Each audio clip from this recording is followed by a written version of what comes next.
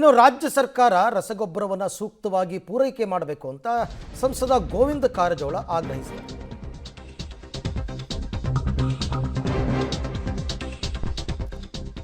ರಸಗೊಬ್ಬರಕ್ಕಾಗಿ ಒಂದು ಕಡೆ ರೈತರು ಪರದಾಡ್ತಾ ಇದ್ದಾರೆ, ಗೊಬ್ಬರ ಕೊಡಬೇಕು ರಾಜ್ಯ ಸರ್ಕಾರ ಅಂತ ಕಾರಜೋಳ ಅವರ ಆಗ್ರಹ. ಕೇಂದ್ರ ಸರ್ಕಾರ ಎಷ್ಟು ಹಂಚಿಕೆ ಮಾಡಬೇಕೋ ಮಾಡುತ್ತೆ, ರಾಜ್ಯ ಸರ್ಕಾರ ರೈತರಿಗೆ ಸರಿಯಾಗಿ ಹಂಚಿಕೆ ಮಾಡಬೇಕು.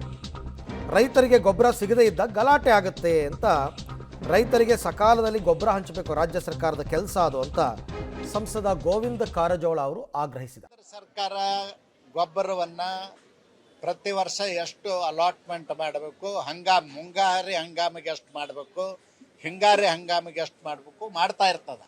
ಅದನ್ನು ಡಿಸ್ಟ್ರಿಬ್ಯೂಷನ್ ಮಾಡೋದು, ಮ್ಯಾನೇಜ್ ಮಾಡ್ತಕ್ಕಂಥ ಜವಾಬ್ದಾರಿ ರಾಜ್ಯ ಸರ್ಕಾರದ ಮೇಲೆ ಇರ್ತದೆ. ಅದರಲ್ಲೂ ವಿಶೇಷವಾಗಿ ಅಗ್ರಿಕಲ್ಚರ್ ಡಿಪಾರ್ಟ್ಮೆಂಟ್ದವರು, ಮಾರ್ಕೆಟಿಂಗ್ ಫೆಡರೇಷನ್ದವರು ಮತ್ತು ಇನ್ನುಳಿದಂಥ ಏಜೆನ್ಸಿಗಳು ಅದನ್ನು ಸರಿಯಾಗಿ ವ್ಯವಸ್ಥೆ ಮಾಡಿ ರೈತರಿಗೆ ಮುಟ್ಟಿಸುವಂಥ ಕೆಲಸ ಮಾಡಬೇಕು.